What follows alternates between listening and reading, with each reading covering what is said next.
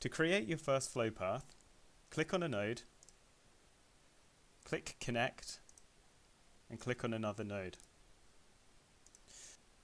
The flow path is created following the direction of the arrows on the nodes. In this case, the start of the flow path is moving in the wrong direction.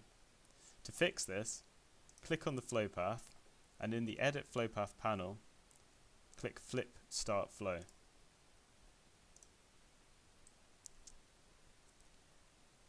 Flow paths can also be created by clicking on a node, clicking Connect, and selecting a face on an imported model.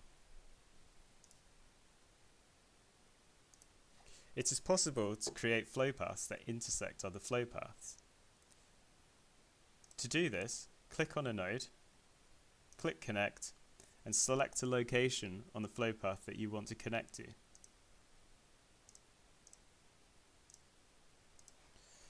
The position of the connection can be modified by clicking on the node, clicking the Constraint tab, and editing the slider bar called Constraint Positioning.